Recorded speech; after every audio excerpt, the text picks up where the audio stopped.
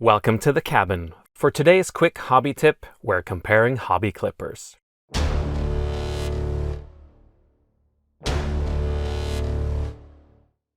Cutters, nippers, snips. Different names for an important hobby tool, our trusted hobby clippers. These are essentially a must-have if you're working with plastic models, and in today's video we're taking a look at 3 clippers at different price points. Let's start with the cheapest, which will set you back around $5 and can be found at hardware shops and the like. These are general-purpose clippers that aren't designed with miniature hobbying in mind. They are sturdy enough to cut through brass rods and therefore also work on softer materials like plastic. However, as you can see, the cut itself isn't very clean, and that's the trade-off with a general tool like this. Using these will require a lot of cleanup with a hobby knife and files, and in worst-case scenarios, the plastic on the actual part can warp and require a modeling putty to be repaired. Next, we have the mid-range options, which cost roughly $15 to $20. I have a discontinued Citadel tool made by Games Workshop here, which I bought many years ago, but there are plenty of similar options today, like this one from Army Painter, or this one from Green Stuff World.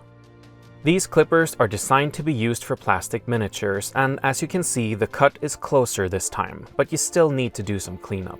The clippers do their job reasonably well and also work on thinner resin gates, but don't use them for brass rods or other harder materials, as that will dull or permanently damage them.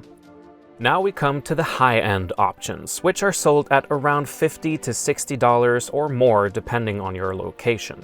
I recently bought a pair of God Hand SPN 120 5.0 clippers from Japan.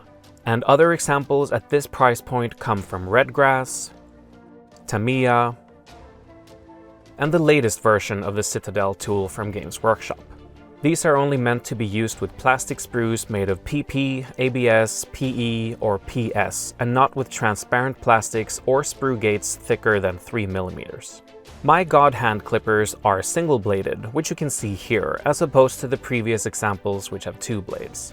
When clipping sprue gates, you're advised not to use the end of the blade and to first cut a few millimeters away from the parts until they are free from the sprue. Then you can align the blade with the part and ensure the cut is as flush as possible. As you can see, it's a perfectly smooth cut with no warping and minimal cleanup necessary. I think it could be even better if the sprue gate wasn't attached to a curved surface like this. It's hard to convey in the video, but they are so easy to use and it almost feels like you're cutting through butter. Here you can see the results from the 3 clippers next to each other, and yes, you do get what you pay for in this instance, and the God Hand clippers are my clear winner. I'd say the cheap one is still good to have around for pinning and other heavy-duty jobs.